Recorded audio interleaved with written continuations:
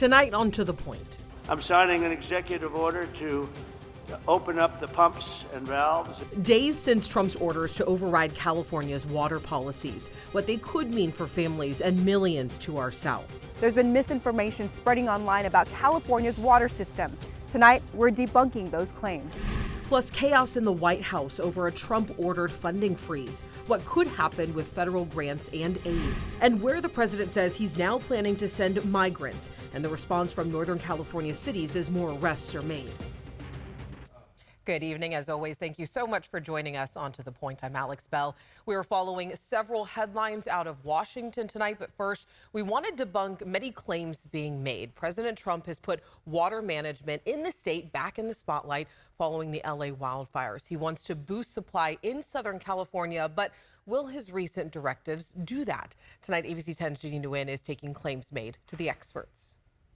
A big part of California's water supply is right here in Sacramento, and this is where the American and Sacramento rivers meet. Both rivers are fed by the snowpack from the Sierra and the north. But water experts say moving water is a lot more complicated than it seems. Over the past few weeks, I'm signing an executive order to open up the pumps and valves. President Donald Trump made many claims about California's water supply and signed executive orders demanding more water flow down to the southern part of the state. California has two major water projects. One of them is the federal project, which is called the Central Valley Project, and the other is run by the state, which is the State Water Project.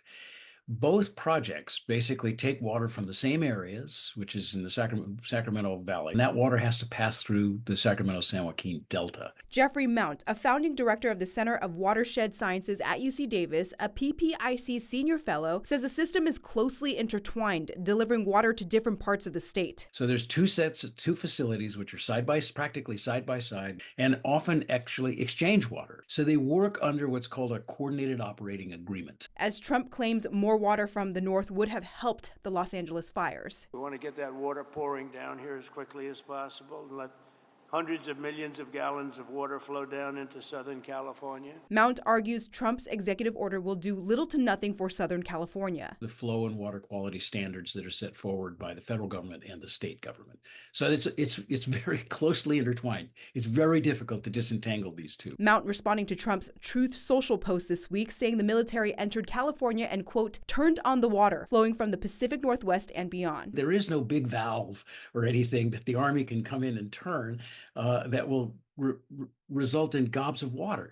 And the reason is that this water system in California is highly constrained. And just this week, the Department of Government Efficiency took credit for doubling the water pumped towards Southern California after pumps had been turned off. But experts say that claim is very misleading. But let's be clear about what happened.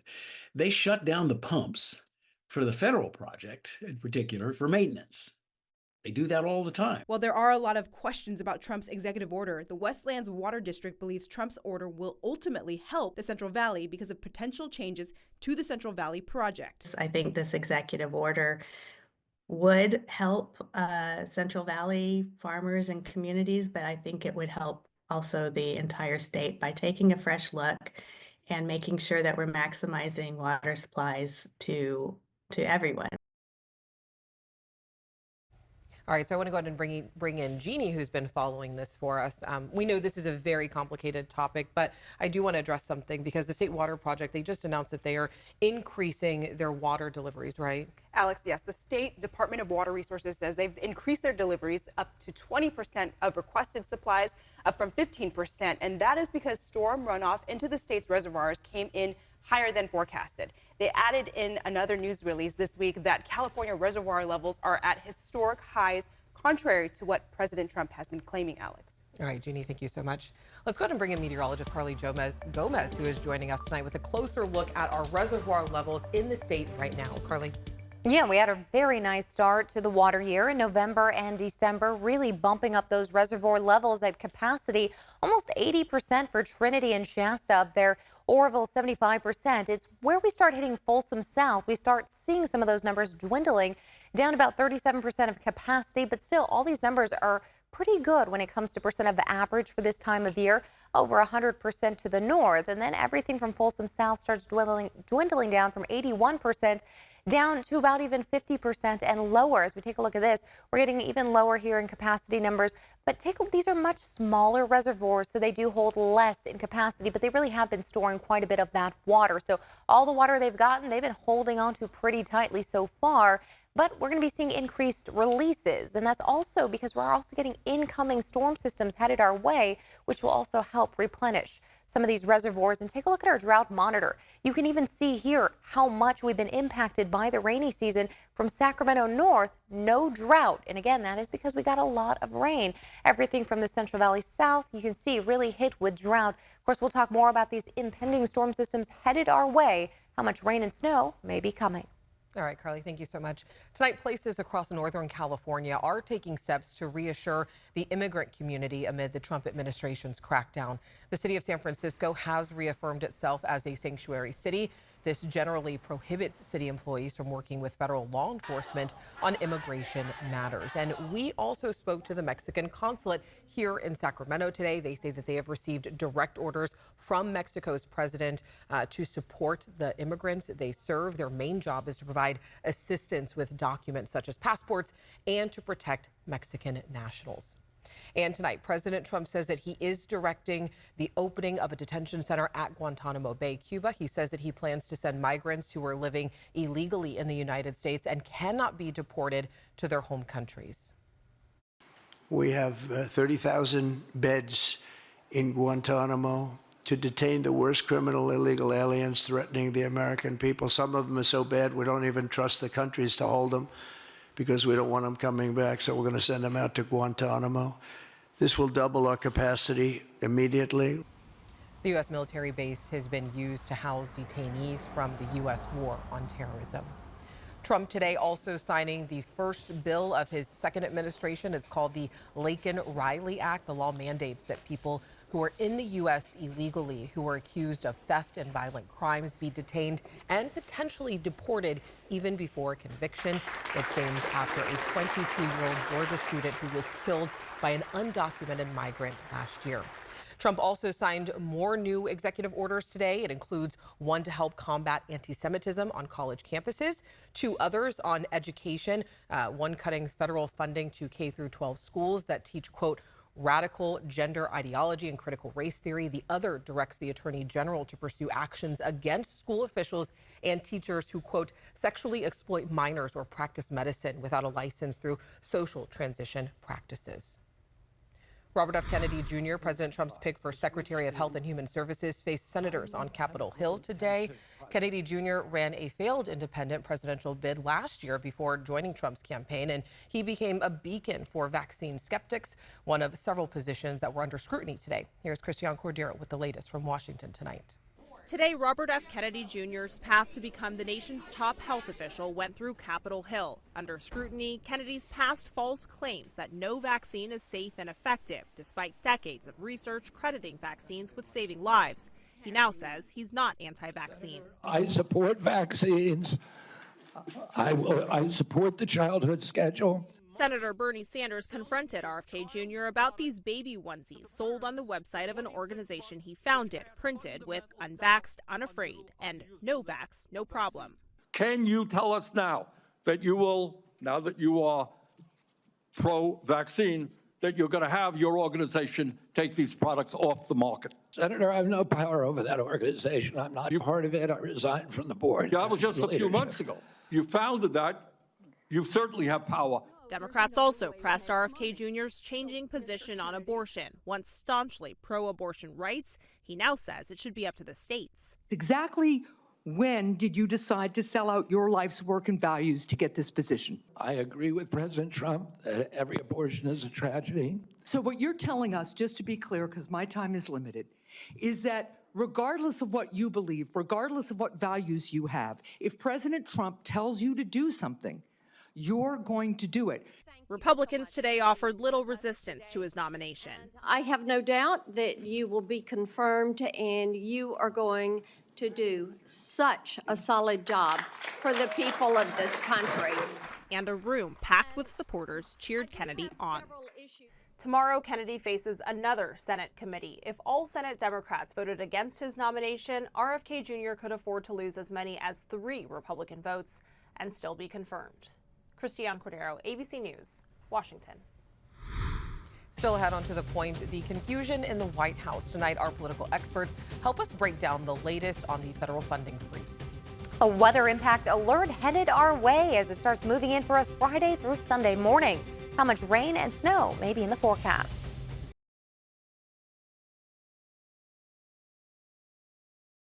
All right, let's get straight into our weather tonight, bringing in meteorologist Carly Gomez to take a look at this weather impact alert that you're tracking for not only Friday, but Saturday as well. Right. Late Saturday night, even through those overnight hours, we'll be seeing quite a bit of rain headed our way, as well as that Sierra snowfall. So we're timing this out for you starting on Friday morning and then lasting through late Saturday night. The impacts for you is going to be that valley rain heavy at times with even some Sierra snow headed our way. What your need is really just to drive slow, take it careful out there, and also in the meantime, clear the drains. If you have any debris in your drains or near your drains in front of your property, you'd want to do that by tomorrow before Friday morning, as we're going to start to see a lot of that rain headed our way. We're going to be tapping into an atmospheric river coming in just off of Hawaii, the Pineapple Express. And what we're looking at now in the meantime is that high pressure that's in place that is leading to still some cold early mornings. And we're going to see one more of those into Thursday before we see that low out there start making its way to us into our Friday. Let's track it out for you as we get to 6 a.m. You're starting to see the first look at some showers moving in and Sierra snowfall. Then continues on throughout the day and through your Saturday, heavy at times through the morning. More Sierra snow, but this will be at higher elevations here through Saturday night. And then finally by Sunday early morning, notice the snow is gone. That is much warmer system coming in for us, and that is going to lead to more heavy rain in the Sierra at that point in time, but before coming to more snowfall as we start the first half really of our work week. We could get anywhere from first a ½ inch to an inch of rain, but then by Sunday, maybe even Sunday afternoon, we could even be seeing some of these totals as much as 1 inch to 2 inches of rain. Right now, the snowfall totals have been all over the place. The GFS model really has been very off, at least for the next 48 to 72 hours of the storm system. The European model at this point is looking a little better. We could see as much as about 1 foot to maybe 1.5 feet of snow. But remember, that rain is coming in for the higher elevations Saturday night into Sunday. That'll start to create most of that snow runoff for us. And then we'll need to really start gaining more of that as we start moving on to our next storm systems. And that could begin for us by Monday night through Wednesday. So we're going to focus on the first 2 days here of our weather impact alert days, Friday and Saturday, mid to upper 50s. Then we go into Sunday as well. Monday, a small little break before more rain arrives at night into Tuesday, Wednesday. And then we'll continue our trend here with those mid to upper 50s in the forecast and I think some more sunshine as we move toward the following weekend. All right, Carly, thank you. Next on to the point, freezing federal funding and offering buyouts. Our political analysts are joining us to discuss reasons behind these Trump administration decisions.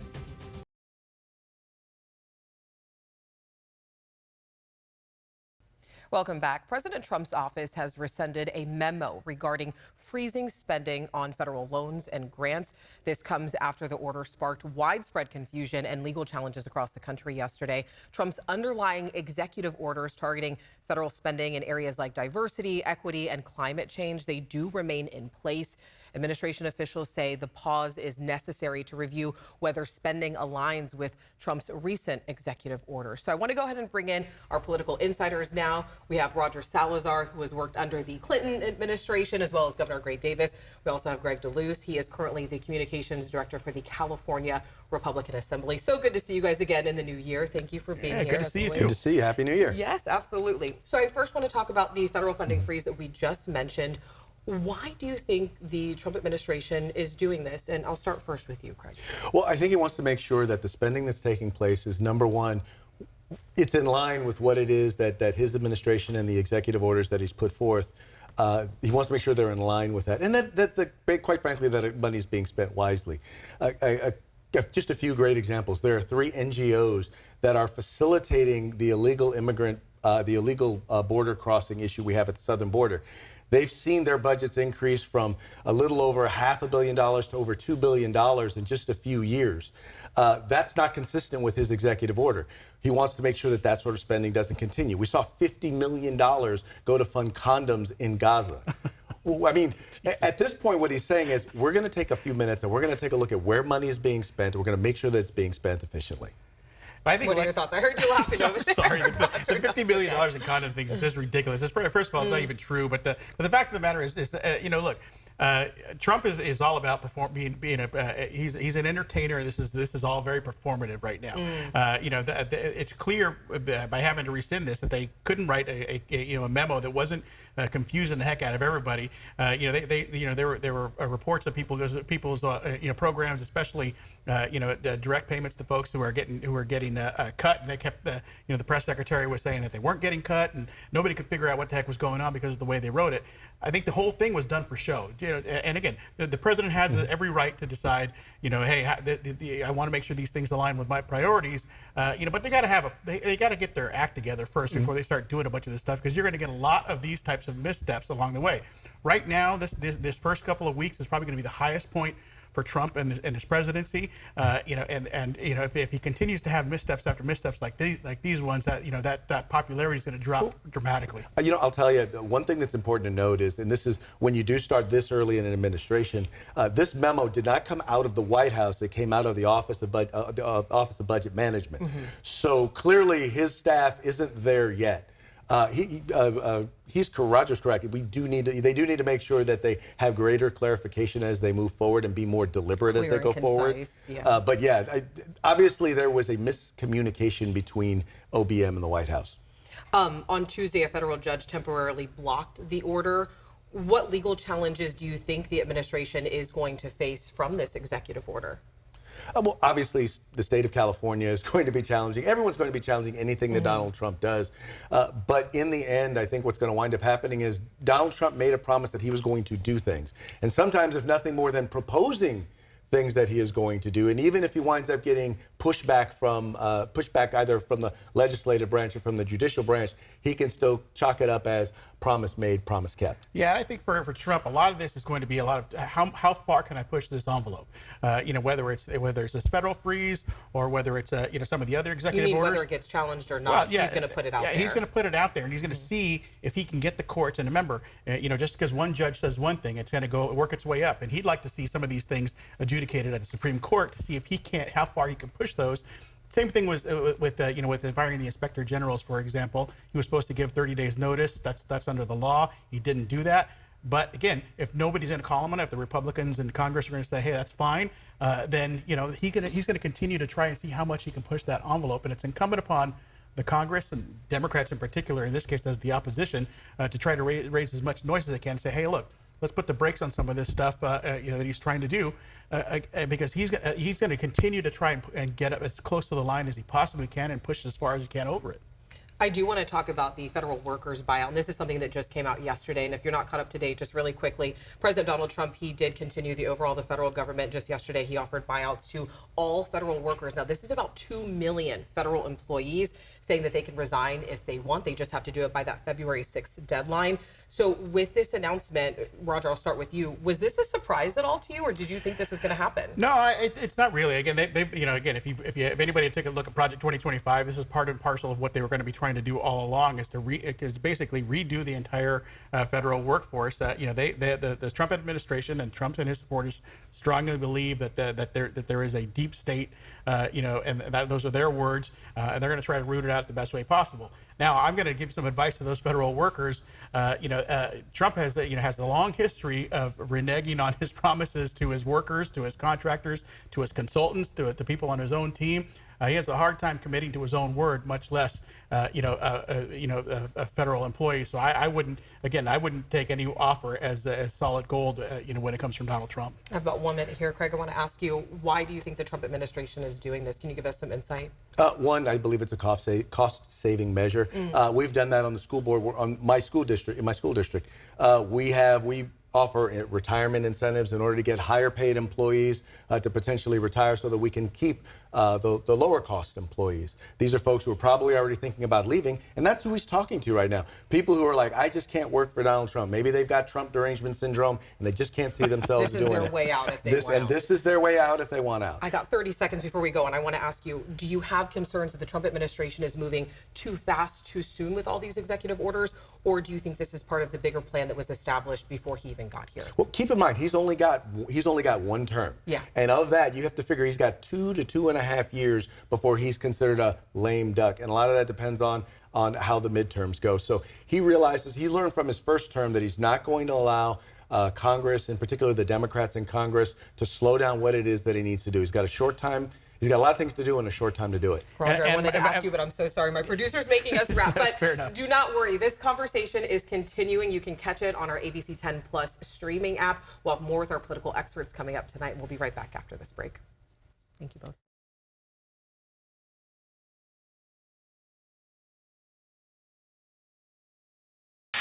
Before we go, we are following some breaking news in Washington. Law enforcement and other officials say that an aircraft went down near Ronald Reagan National Airport. The FAA says the flight departed from Kansas, and the FAA and NTSB, they are investigating this. We'll be streaming this on our ABC 10 Plus streaming app. Thanks for watching. I'll see you tomorrow.